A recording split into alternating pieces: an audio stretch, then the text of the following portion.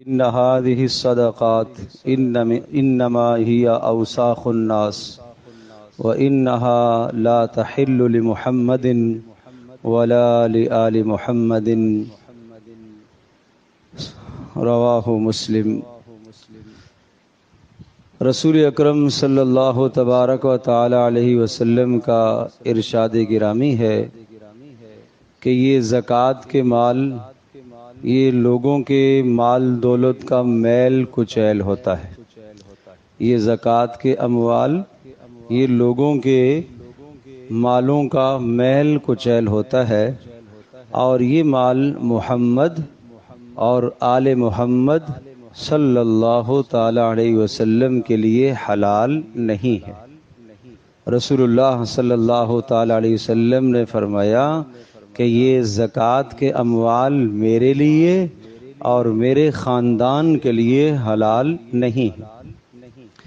اس مبارک حدیث میں زکوٰۃ کو میل کچیل اس لیے کہا گیا کہ جس طرح سے میل کچیل نکل جانے کے بعد ظاہری نظر میں چیز صاف ستھری ہو جاتی ہے، اسی طرح سے زکوٰۃ کے نکلنے کے بعد باقی مال پاک صاف ہو جاتا ہے۔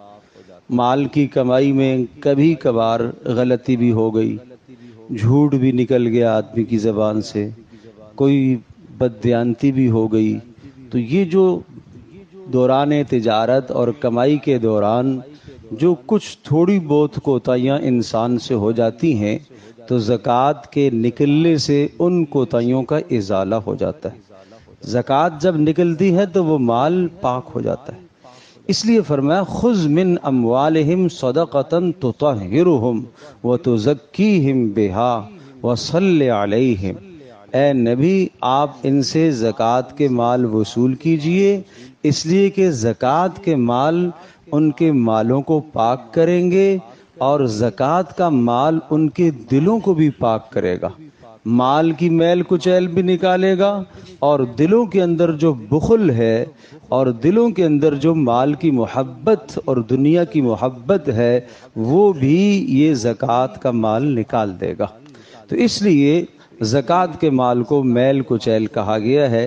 اس میں رسول اکرم صلی اللہ تعالی علیہ وسلم کا اشارہ اس طرف بھی ہے کہ جہاں تک ہو سکے ہر آدمی کو مال زکوٰۃ کے مال کھانے سے، استعمال کرنے سے، زکوٰۃ لینے سے اجتناب کرنا چاہیے۔ میل کچیل ہے، اس لیے شدید مجبوری کے طور پر اس کو جائز قرار دیا گیا، اور وہ بھی کس کو؟ فقیر کو۔ فقیر کے لیے جائز قرار دیا گیا۔ ہر آدمی اپنے آپ کو مستحق زکوٰۃ سمجھنے لگ جائے کہ میں بھی مستحق زکوٰۃ ہوں، تو کوئی زکوٰۃ کے مال میں کوئی خیر نہیں ہے، کوئی بہت عمدہ اور نفیس اور صاف اور ستھرا اور طیب اور پاکیزہ مال نہیں، مجبوری کے طور پر دیا جاتا ہے۔ اور پھر پیارے پیغمبر صلی اللہ تعالی علیہ وسلم نے اسی لیے ارشاد فرمایا، اور اپنے لیے اور قیامت تک اپنے خاندان بنو ہاشم کے لیے زکوٰۃ لینے کو آپ نے ناجائز قرار دیا۔ لہذا سادات کو زکوٰۃ لینا جائز نہیں ہے، خواہ وہ کتنے ہی غریب کیوں نہ ہو۔ صدقۃ الفطر بھی نہیں لے سکتے، فدیہ بھی نہیں لے سکتے، کفاروں کی رقم بھی نہیں لے سکتے، اور اسی طرح سے نظر کا مانا ہوا مال بھی سید کو نہیں دیا جائے گا۔ البتہ نفلی صدقات سے سادات کے ساتھ بھرپور تعاون کریں، بڑا ثواب ہے۔ نفلی صدقات سے، نفلی صدقات سے مطلب کیا ہے؟ ہر مہینے کا ایک آدمی چاہتا ہے کہ میں ہر مہینے کے کچھ پیسے اللہ کی راہ میں صدقہ کرنا ہے، یہ نفلی صدقہ ہے، کوئی منت نہیں مانی آپ نے۔ ویسے جو کبھی کبھی آپ صدقہ نکالتے ہیں، یہ نفلی صدقہ ہے، بڑا اجر ہے۔ پیارے پیغمبر صلی اللہ تعالی علیہ وسلم کے خاندان کے ساتھ تعاون کرنا بہت بڑا اجر ہے۔ اور پھر سادات کون لوگ کہلاتے ہیں؟ حضرت عباس رضی اللہ تعالی عنہ کی اولاد، حضرت حارث بن عبد المطلب کی اولاد، حضرت علی رضی اللہ تعالی عنہ کی اولاد، حضرت عقیل رضی اللہ تعالی عنہ کی اولاد، اور حضرت جعفر رضی اللہ تعالی عنہ کی اولاد۔ یہ 5 اشخاص ایسے ہیں کہ جس شخص کا سلسلہ نسب ان 5 لوگوں کے ساتھ ملتا ہو، علی، عقیل، جعفر، یہ تو بھائی ہو گئے 3، اور حضرت عباس آپ کے چچا ہو گئے، اور حارث بن عبد المطلب یہ بھی آپ کے چچا ہو گئے۔ تو اس طرح سے ان لوگوں کے ساتھ جس کا سلسلہ نسب ملتا ہو تو وہ آدمی سادات کہلاتا ہے، سید کہلاتا ہے، چاہے وہ عباسی ہو، چاہے وہ علوی ہو، چاہے وہ جعفری ہو، اور چاہے وہ جناب عقیلی ہو، یہ سب کے سب سادات کہلاتے ہیں۔ تو ان کے ساتھ جس شخص کا سلسلہ نسب ملے گا وہ سادات کہلائیں گے۔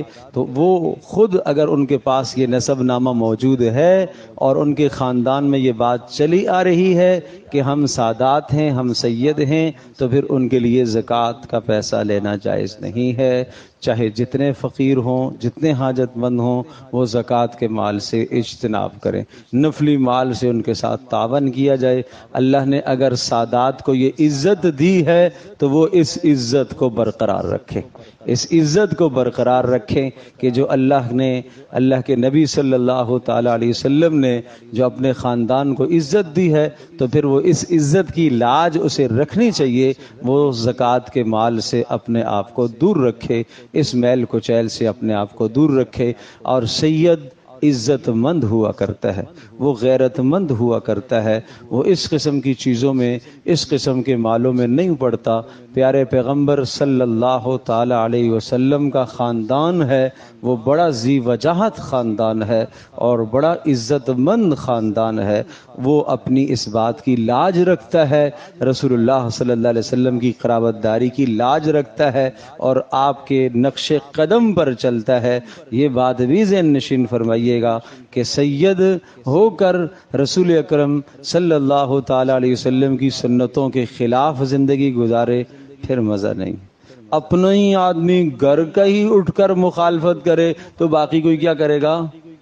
گھر کا آدمی ہے، رسول اللہ صلی اللہ علیہ وسلم کے خاندان کا آدمی ہے، پیارے پیغمبر صلی اللہ تعالی علیہ وسلم جس کے نانا لگ رہے ہوں، وہی آدمی اگر رسول اللہ کی سنت کی خلاف ورزی کرے، وہی آپ علیہ الصلوۃ والسلام کی سنتوں کو پاش پاش اور ٹکڑے ٹکڑے کرے، وہی اگر اپنے گھر سے سنتوں کو دھکے دے کے نکالے تو باقیوں کا کیا بنے گا؟